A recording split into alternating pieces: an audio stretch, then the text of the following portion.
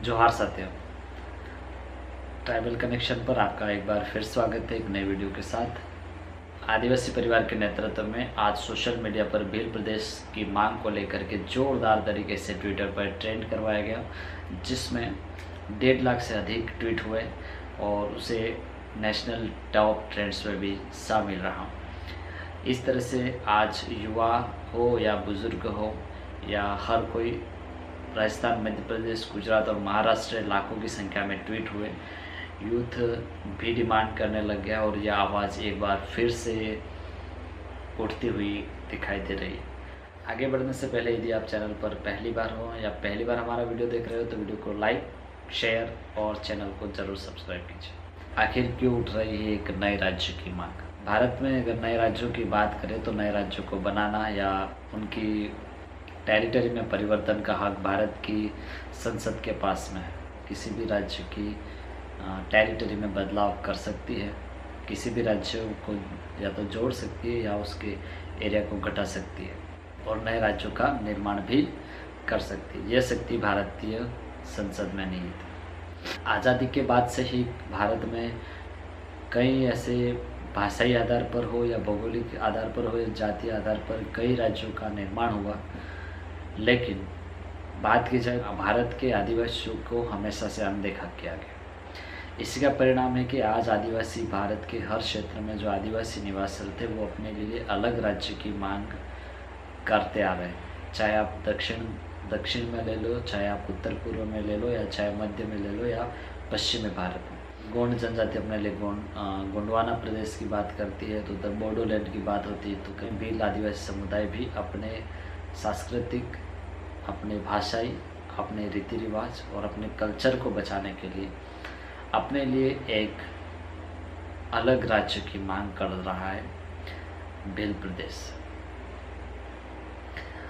साथियों, क्या है ये भील प्रदेश की मांग? उसको जानने से पहले हम इतिहास की तरफ जाएं तो देखें कि ये भील प्रदेश की जो मांग है वो कोई नई मांग नहीं है। साथियों, बात की जाए तो भील प्रदेश की मांग कोई नई नहीं है या पहली बार नहीं है कि भील प्रदेश की मांग पहली बार हो रही। यह हमारे पुरखों से चली आ रही मांग है। अगर बात की जाए तो मानगढ़ नरसंहार हुआ था, उस टाइम भी गोविंद गुरु ने भील राज कायम करने की बात करी थी। उससे पहले भी अंग्रेजों के समय में भी लगभग 1896 तक भील प्रदेश स्टेट एग्जिस्टिंग करता था। अंग्रेजों ने भी 1896 में भील आदिवासियों की टेरिटरी की पहचान के लिए उन्होंने एक नक्शा जारी किया था, जिसे आप स्क्रीन पर देख सकते हैं। उस नक्शे में भील कंट्री उन्होंने उसको दर्शाया था और उसके अंदर आज की अगर बात की जाए उस नक्शे के आधार पर वर्तमान भारत में अगर परिकल्पना की जाए भील स्टेट की तो ये राजस्थान, मध्य प्रदेश, गुजरात और महाराष्ट्र में 5वीं अनुसूची के अंतर्गत आने वाले जिलों से मिलकर बना था। 1999 में MS माइकल द्वारा लिखित किताब untouchable Dalits in modern India में भी भील प्रदेश के बारे में एक विस्तृत रिपोर्ट प्रकाशित की गई। उस किताब का लिंक आपको डिस्क्रिप्शन में मिल जाएगा, जा करके आप उसे पढ़ सकते हैं। फिर 2012 में टाइम्स ऑफ इंडिया और कई सारे पत्र पत्रिकाओं ने भी इसकी मांग को लेकर के अपने अपने रिपोर्ट्स प्रकाशित किए हैं। लेकिन सोशल मीडिया के माध्यम से अब फिर से भील प्रदेश की मांग है वो जोर पकड़ती जा रही है। भील प्रदेश की तो बात कर रहे हैं, लेकिन भील प्रदेश में रहने वाले भील आदिवासी है कौन? इसके बारे में अगर हम जानने की कोशिश करें तो ये इसका इतिहास बहुत लंबा है। इसके लिए अलग से एक वीडियो बन सकती है, मैं कोशिश करूँगा कि अलग से वीडियो बनाने की। लेकिन अगर हम शॉर्ट में देखा जाए तो ये भील आदिवासी भारत की सबसे प्राचीन जनजातियों में से एक है। भील जनजाति की बात करें तो जो भील है वो भील शब्द से जिसकी उत्पत्ति मानी गई है, जिसका अर्थ होता है धनुष या धनुष, तीर कमान रखने वाला। ये सारी अगर उस बारे में अगर हम बहुत आगे जाए तो उसका बहुत विस्तृत इतिहास है, उसके लिए हम अलग से एक वीडियो बना देंगे। फिलहाल तो हम यही जानने की कोशिश करते हैं। भील आदिवासियों को अलग अलग राज्यों में तो बांटा, साथ में देश की बॉर्डरों में बांटा था। भारत के जो पश्चिमी सीमावर्ती ज़िले हैं, बाड़मेर, जैसलमेर, बीकानेर, वहाँ पर जो भील ट्राइब थे उनके कई परिवार आज भी पाकिस्तान में हैं। और पाकिस्तान में भील ट्राइब बहुत ही ज़्यादा, जैसे थार पारकर और सिंध प्रांत में भील ट्राइब काफ़ी ज़्यादा संख्या में निवास करती है। तो इस तरह भील ट्राइब को देश के साथ साथ राज्यों की बॉर्डरों में तक भी बांट दिया ताकि उनकी एकता न बनी रहे। सुप्रीम कोर्ट का एक जजमेंट आता है 5 जनवरी 2011 को कैलाश बनाम महाराष्ट्र सरकार। उसमें पॉइंट नंबर 19 के अकॉर्डिंग भील ट्राइब को यहाँ का मूल वंशज बताया गया है। हमेशा अपने अस्तित्व के लिए संघर्ष करते हुए ये अलग अलग राज्यों में बंटने के बावजूद अपनी सामाजिक, सांस्कृतिक और भाषा के माध्यम से आज भी एक दूसरे से जुड़े हुए हैं तथा भीलों ने समय समय पर फिर से एक होने के लिए अपने लिए अलग राज्य बनाने की मांग उठाते आ रहे हैं। भील और भील प्रदेश की बात होने के बाद में हम आगे बढ़ते हैं, आखिर क्यों उठ रही है भील प्रदेश की मांग। भील आदिवासी अपने अपने राज्यों में पढ़े, जैसे कोई राजस्थान का राजस्थान में पढ़ा, गुजरात, महाराष्ट्र, मध्य प्रदेश अपने अपने जगह पर पढ़े। फिर उनको क्यों ज़रूरत पड़ी कि वो एक नए राज्य की मांग करें, आइए उसको जानने की कोशिश करते हैं। भीलों को 4 राज्यों में बांटने का सबसे पहला काम किया और उनकी एकता को खंडित करने का प्रयास किया। साथ ही उनके क्षेत्रों में विकास के नाम पर कई ऐसी परियोजनाओं को वहाँ पर लाया गया जिससे उनके सांस्कृतिक और सामाजिक जीवन पर गहरा प्रभाव पड़ा। साथ ही उन्हें अपनी ज़मीन से भी विस्थापित होना पड़ा। कई सारे ऐसे कारण रहे जिसकी वजह से उनको वहाँ से पलायन करना पड़ा। भील प्रदेश की मांग का सबसे प्रमुख और मेन पॉइंट ये है कि आज़ादी के इतने साल बाद 70 से अधिक साल बीत गए बावजूद आज भी आदिवासी क्षेत्रों में 5वीं अनुसूची के प्रावधान पूर्णतः लागू नहीं हुए और 5th शेड्यूल के इम्प्लीमेंटेशन के लिए आदिवासी कई बार विरोध प्रदर्शन, ज्ञापन और कई बार आंदोलनों की भी चेतावनी दे चुका है। लेकिन कोई भी सरकार जब चुनाव आता है तब केवल वादे करती है कि आपके लिए हम 5th शेड्यूल का इम्प्लीमेंटेशन करवा देंगे, लेकिन चुनाव जीतने के बाद फिर वही हालत हो जाती है और आज तक 5वीं अनुसूची केवल संविधान की किताब में ही दबी पड़ी है। दूसरा महत्वपूर्ण कारण आता है कि वन अधिकार अधिनियम 2006 के अनुसार आदिवासियों को आज तक उनको कानूनी अधिकार नहीं मिले। जो वन और जंगलों के आसपास रहते थे उन्हें आज भी वो अधिकार नहीं मिले।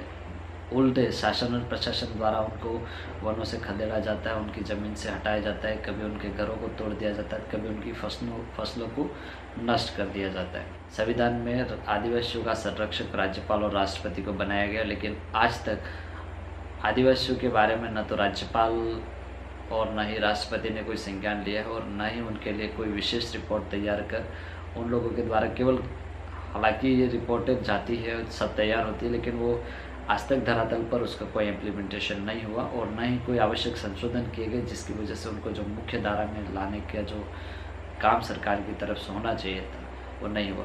बतौर उनके संरक्षण गार्जियन राष्ट्रपति और राज्यपाल महोदय भी उनके ऊपर जो अत्याचार, अन्याय और शोषण और विस्थापन की जो मार होती है वो होते रहने के बावजूद वो न तो संज्ञान लेते हैं, न ही वो उनकी देखभाल करते हैं और न ही वो सरकारों को निर्देश देते कि आदिवासियों को उनकी ज़मीन से बेदखल न किया जाए।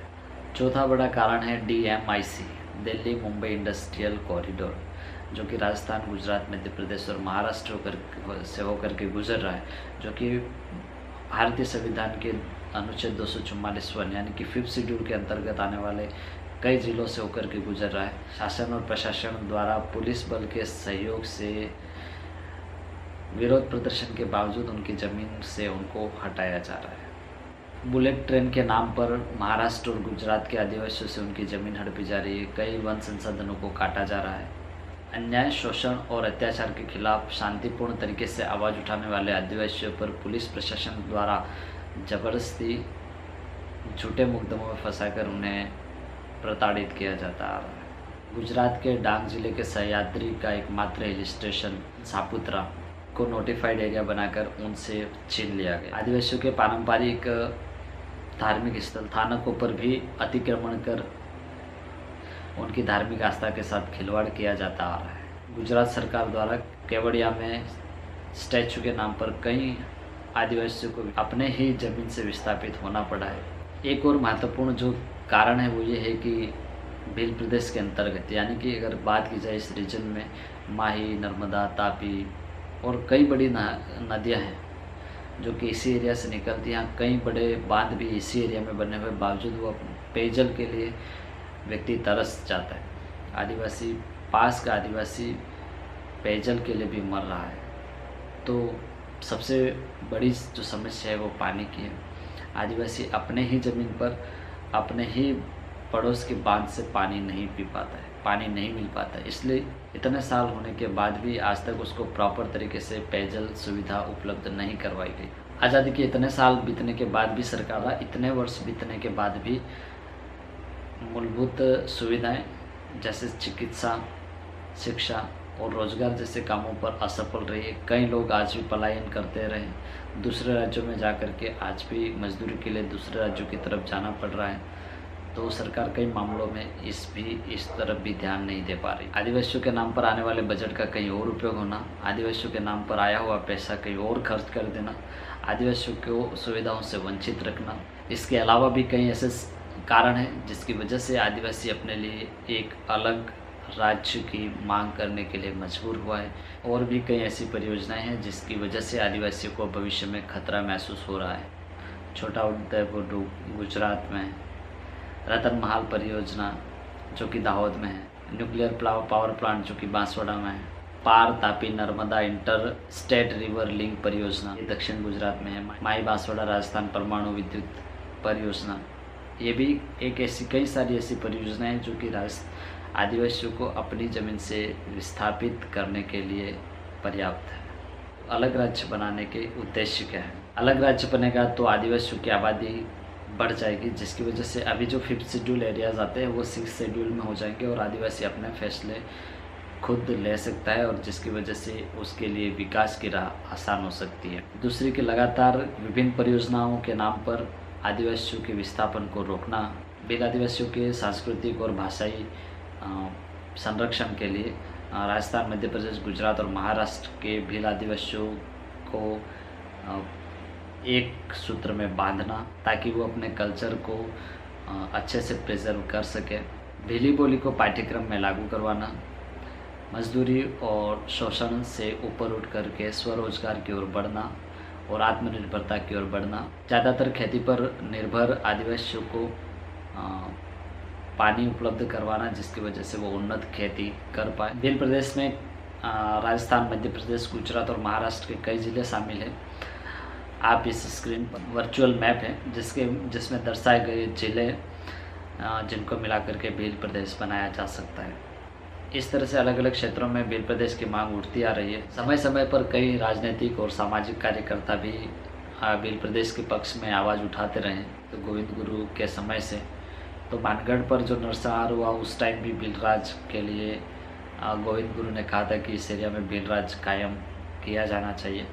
एक तरह से कहा जाती है हमारे पुरखों की मांग है, इसे हम नई मांग नहीं कह सकते, ये पूर्वजों की ही मांग है, उसी को इम्प्लीमेंटेशन किया जाना चाहिए। कई सारे ऐसे आंदोलन हुए जिसमें भी भील प्रदेश की मांग उठाई गई, जैसे मानगढ़ नरसंहार, भीलिस्तान घोषणा ये हुई थी स्वतंत्रता से पहले।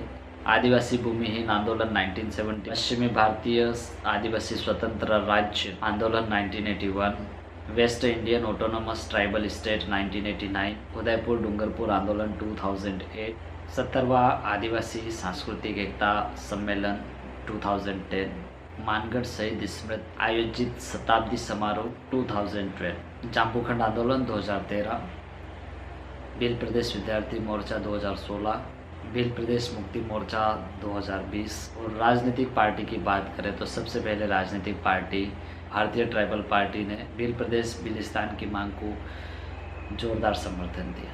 सामाजिक संगठनों की बात की जाए तो भील प्रदेश मुक्ति मोर्चा, भीलिस्तान विकास मोर्चा, भीलिस्तान टाइगर सेना, जय आदिवासी युवा शक्ति, राष्ट्रीय जय आदिवासी युवा शक्ति आदि अनेक सामाजिक संगठनों ने भील प्रदेश की मांग को अपना समर्थन दिया है।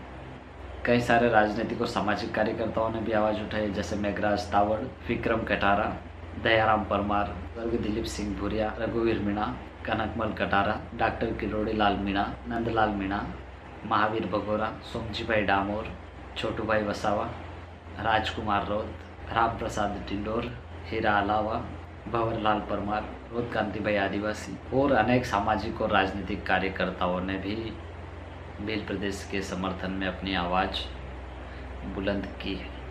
और वर्तमान समय में आदिवासी परिवार ने सबसे ज़्यादा भील प्रदेश मूवमेंट को लेकर के अपनी आवाज़ बुलंद की। रिसेंटली भील प्रदेश की मांग को लेकर के भील प्रदेश स्टेट हैशटैग को 1,00,000 1.5 लाख भील प्रदेश हैशटैग को 1.5 लाख से अधिक बार ट्वीट किया गया और टॉप 10 में ये शामिल रहा, जिसमें हज़ारों युवाओं ने और एक्टिविस्ट ने भाग लिया। देश के कई सारे हिस्सों से भील प्रदेश को समर्थन मिला और यह मांग तेज़ी से बढ़ती जा रही है और उम्मीद करते हैं सरकार इन बातों को सुने और इस संबंध में एक कमेटी का गठन करे और भील प्रदेश वासियों को यानी कि भीलों को भील ही नहीं वरन यहाँ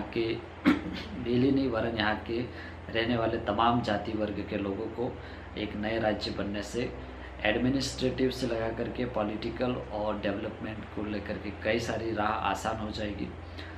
और फिलहाल के लिए इतना ही। वीडियो देखने के लिए आपका बहुत बहुत धन्यवाद। वीडियो देखने के लिए आप सभी का बहुत बहुत धन्यवाद।